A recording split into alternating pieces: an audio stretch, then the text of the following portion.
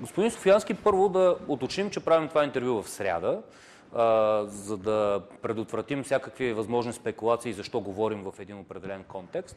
Да започнем оттам.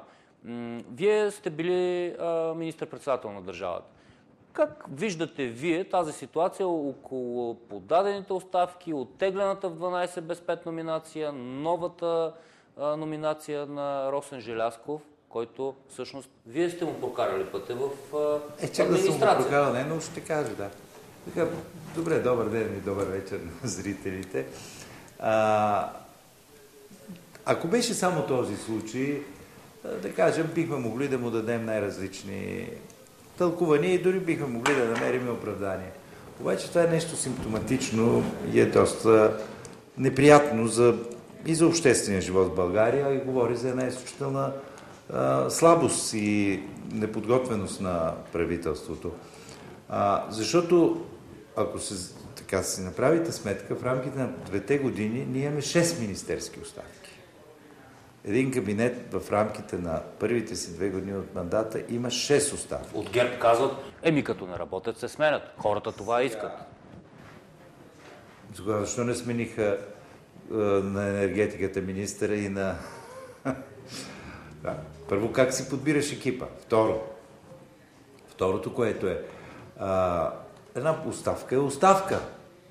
Какво значи приемам, не приемам? Но оставам тия неща. Принципа е така, белезите какви са? 6 министерски оставки. От тях 4 приети, 2 неприети.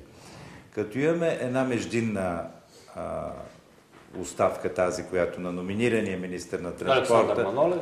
Да, стават 7. И добре, за каква стабилност говорим изобщо? Говорим, че държим ГЕРБ, те не се хвалят вече с постиженията, се хвалят с това, че, защото няма постижения с стабилността. И каква стабилност говорим? И тук вече неспособността да се излиза от елементарни административни казуси говори за много сериозна управленска немощ. Ако гледаме политическия контекст, нали, и така прокламирането към този момент заражда се война в институциите, аз ще кажа, че няма такова нещо. Според мен има пълно разбирателство. Няма война между президентството няма напрежение и между президентския съд. Напрежението е у нас, защото се притесняваме, у нас хората, защото се притесняваме наистина какво става. Не ни е ясно. Има едно очевидно никакво бързане от страна на ГЕРБ за тези промени. Защото имаше начин да бъде решен въпрос, аз ще го кажа какъв е.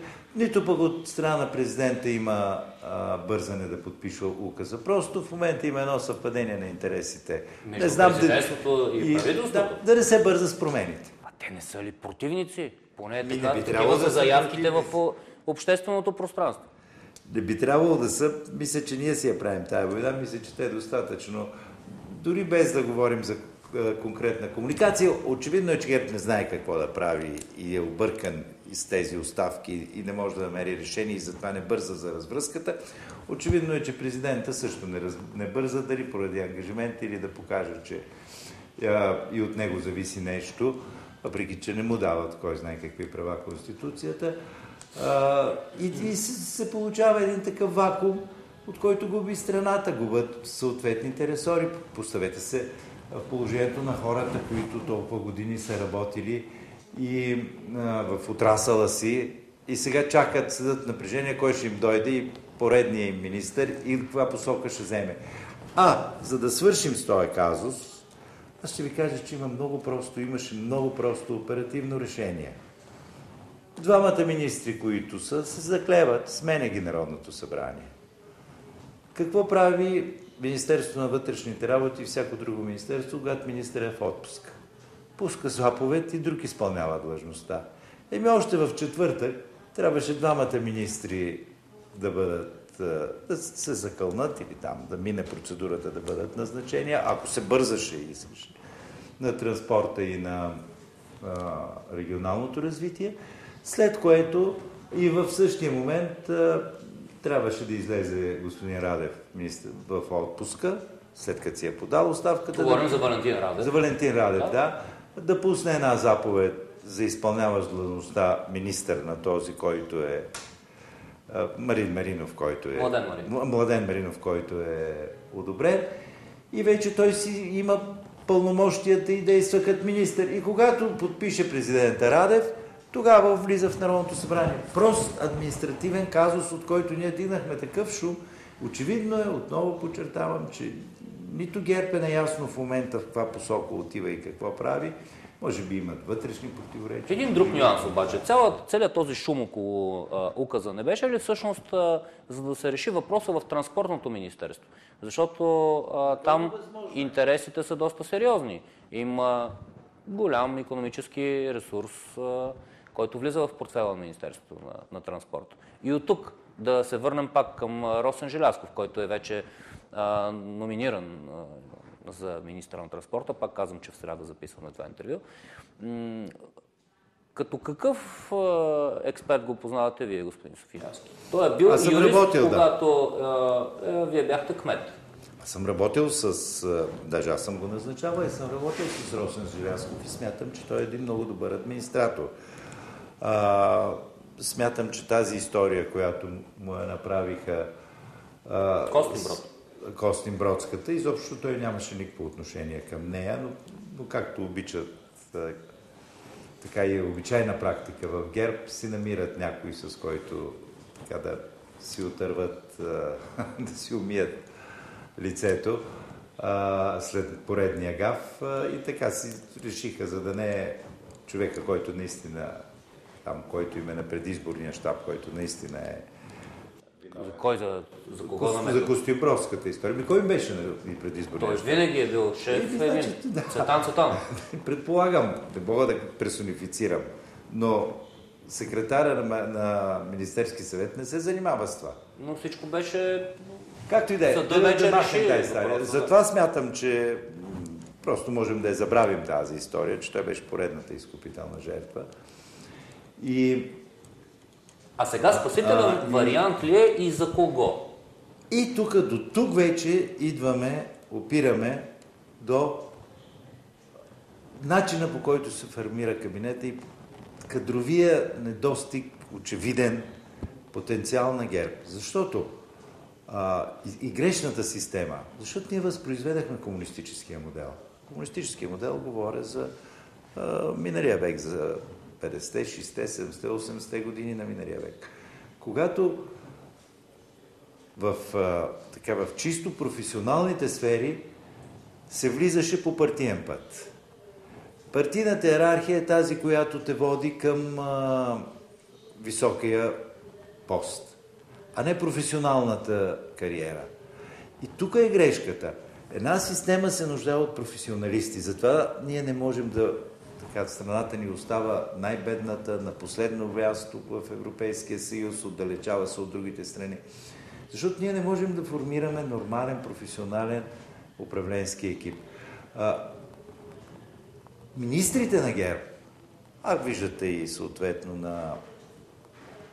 на коалиционните партньори, те всички върват по партиен път. Всички председатели на партии са или премиери, или вице-премиери.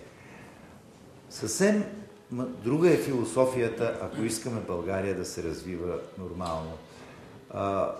Ние трябва да търсим и министрите трябва да бъдат от професионалните си среди. Когато влезеш в една система, тя трябва да те припознаете, тя трябва да знае, ти трябва да имаш авторитет там, не с партийния си кариера, а трябва да имаш авторитет с работата си, която си извърши. И тук да се върнем към въпроса. Спасителен вариант ли беше Росен Желязков за транспортния сектор? Не мога да ви кажа, той е добър администратор, отново подчертавам, изключително добър администратор. Аз смятам, че той беше много добър при мен беше главен секретар в общината, юрист с добра юридическа подготовка и беше и много добър главен секретар, докато беше в един от кабинета на Бойко Борисов. Сега дали има достатъчната информация и познание, дали системата ще го припознае, ще видим с времето. Но пак предстои един път на запознаване и изминаване на един път. Говорите за евентуално напрежение в редиците на ГЕРБ. Поставихте го под условие, разбира се. Виждате ли в промените в кабинета сега отражение на подобно напрежение? Очевидно има. Вижте, целият механизъм, по който се случват нещата, ще употребя думата, е комичен. Сега, става происшествие, неприятно изключително. Трагедията в Своге. Трагедията в Своге. Така най-искрена съпричастност към загубилите близки хора, към жертвите и най-вече жертвите и към близките им хора. Добре, очевидно е, че не точно сегашното ръководство, изобщо ако търсим вина, има и съвпадение на случайности, сигурно има и недобра свършена работа, ние винаги сме свикнали да търсим някой да е виновен. Но във всеки случай тази помпозна фраза "поемаме политическа отговорност" ми звучи смешно, казах, комично. Как си е поел? Като си сменил един кабинет с друг ли си е поел отговорността? И защо трябва да е поел? Ти работи, поеми с работата си така, че да не допуснеш втори път да се случи такова нещо. Поправи пътя, намери други опасни. Това свърши. А ние сега почваме с политически декларации. Поемаме политическата отговорност. 3 министри съм поискал оставката, ама не съм казал, а пък го казвам след 1 седмица. И този целият политически цирк, буквално, може да се направи само от аматьори. И за това казвам, че липсва професионалното в работата на правителството, липсва идеята, визията и цари хаос. И това поставя България, за пореден път казвам, поставя България на последно място в Европейския съюз. 10 години, 11 години управляват ГЕРБ и БСП. Ту ГЕРБ, ту БСП. И в тези 11 години България не се премести. Говорим за време на прехода. Всички наругаха прехода. Да, обаче прехода свърши работа. Прехода пренесе България от Варшавския пакт и от СИВ в НАТО и в Европейския съюз. А сега аз ще си позволя да направя едно определение. И 11-те години, които ние сме в Европейския съюз, е време на застоя. Това е истина. България в Европейския съюз е времето на застой. Да, защото ние не използваме предимства. Ние нищо не правим, ние седим на едно място, да не кажа, че дори да вземем външния дълг, към момента на влизането в Европейския съюз беше 2 пъти по-малък, отколкото е сега. Така е. Ако на моето място стоеше човек от ГЕРБ, щеше да ви говори за инфраструктурните проекти, за пречиствателните станции, за всички тези, които дойдоха с съфинансиране. За съфинансиране с Европейския. Това е ежедневие. Обаче, да ви върна само. Ние сме го правили ние строихме метрото без европейски пари. Да, сега се строи вече 3-ти метродиаметър. С европейски пари. Да. Това е рутинната работа. Къде са радикалните стъпки за страната? Къде е влизането в еврозоната?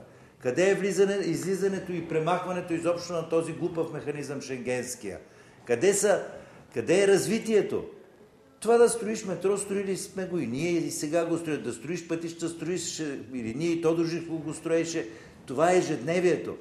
На България едно ежедневие, едно кретане не и върши работа. Добре. На България трябва тичане. Казахте аматьори, определихте правителството като аматьори, обаче аматьорско ли изглежда да постигнеш подобно съгласие с човека, който е дошъл като антисистемен играч, да сменя статуквото? Говоря за президента Румен Радев.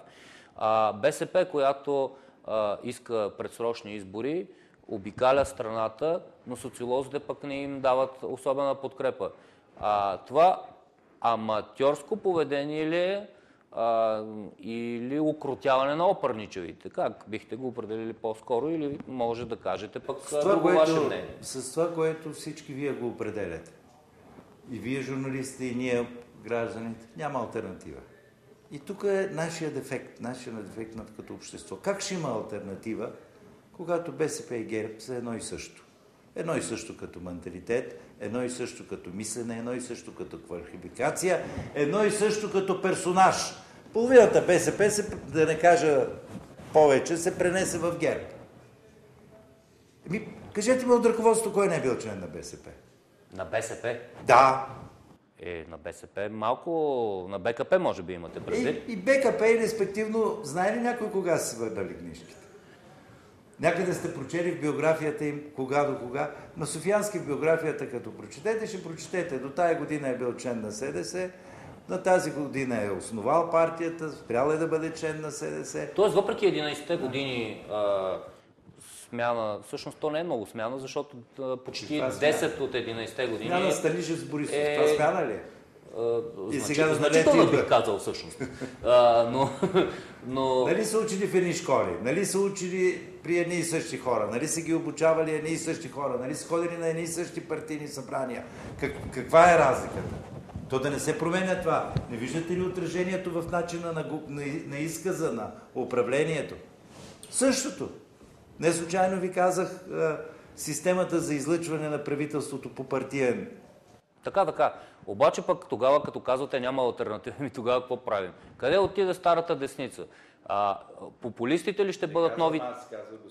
Популистите ли ще бъдат новата алтернатива? Или това, което аз говоря от доста месеци насам, че някой ще иска да натика Румен Радев зорлем да го направи алтернатива на политическата ситуация в момента. Виждате ли подобни предпоставки и знаци, които държавния глава дава в тази посока? Не мога да влеза в кожата на държавния глава. Освен това, президентството не дава големи възможности и като пълномощие, и като поле на изяви. Освен това, при всички случаи президента трябва да пази една надпартийност. И мисля, че до сега президентите успяваха да го покажат. Знаете, и Петър Стоянов беше един независим президент. Знаете, че в един момент се размина с министър-председателя Костов. Иване, кажи си. Да, за Росен Плевнелиев има доста обаче критики в тази посока. Към края на мандата си, като че ли се опита да се еманципира, не мога да преценя. Но не искам да влизам в кожата. За мен президентската институция в този си вид не може да изпълни реално функциите на представителност на държавата. Някой пък смята, че президентска република може да изпълни подобна функция. Аз смятате ли го за реалистично? Не, аз ще ви кажа какво смятам аз и къде виждам алтернативата. Да се постигне един баланс. Най-важното в управлението е да постигнеш един баланс. Но баланс не говоря само между хората. Ние трябва да постигнем един баланс в пълномощията на хората. Президентът е директно избран. Президентът трябва да има функции. На него трябва да му се даде вътрешната и външната сигурност. Той трябва да отговаря изцяло, за да няма ето такива комични ситуации. Как виждате вътрешна сигурност, повишаване на... Той назначава... Министъра на войската, на вътрешните работи. Това трябва да бъде ведомство, трябва да бъде към президентството. Министерството на вътрешните работи трябва да бъде към президентството. Разбира се. Това е вътрешната сигурност. Кое е вътрешната сигурност? Служби, министерство, всичко това. Тогава министъра трябва да бъде назначаван от президента според вас. Най-малкото предлагам. И цялата функция на това министерство трябва да минават през президента. Това няма ли да разруши конституционната постройка? Това значи, че трябва да променим конституцията. Това и да постигнем баланс. Нова конституция, да. Това означава, че ние в момента... Това няма ли да превърне Румен Радев в най-силния човек? Стопанските министерства, хуманитарните министерства, те остават в функциите на най-голямата парламентарна група на победили избори. Къде го има това в парламентарните републики? Подобен пример има ли някъде? Има, да. Ето вижте в Русия, която е президентска република. Но тук вече въпросът е ние каква република сме. В момента ние влезахме съвсем в друга тема. Не знам дали ще е интересна на вашите зрители. Не, много е интересно, повярвайте ми. Да. Това, което казвате, за първи път някой го казва, така че ще бъде любопитно за всички. Ние трябва да постигнем един баланс. В момента ние сме не парламентарна република. В момента ние сме министерска република. В момента Министерския съвет определя всичко. Виждате и в парламента, като нещо не се вземе решение както трябва. Той е излъчен от Народното събрание. Да, Министерски съвет. Той е избиран от Народното събрание, но той управлява бюджета. Той отива и се разпорежда в Народното събрание какво да се гласува. И така. Ние трябва да постигнем един баланс. Парламента да се оттегли от всички други функции, освен от законодателните. не да играе ролята на конвент и да приема специални закони за конкретни случаи, а да се опита най-сетне да изгради едно сериозно, стабилно и дългосрочно законодателство, защото това законодателство, което ние го променяме сега, връща го президента, идва, всичкото това законодателство е приемано от същите хора в миналия или в по-миналия мандат. Парламентът трябва да си остане една стегната институция с далеч по-малко депутати, с много по-голяма натовареност, която наистина да направи основа законодателна база, президента да поеме вътрешната и външната сигурност, правителството да поеме хуманитарните и стопанските министерства, едно второ ниво на местно управление да осъществява политиката на държавата в региона, в много по-малко области, отколкото са сега, и най-накрая да стигнем до кмета, на който трябва да му се даде много по-голяма възможност да се грижи за ежедневието на хората. Вие говорите за нещо като президентска република. Това най-вероятно ще даде повод за доста коментари от тук нататък. Искате ли да ви кажа точно за какво говоря? Кратичко, обаче, защото имаме една минутка. Говоря за република с споделено управление. Споделям тази хубава българска дума.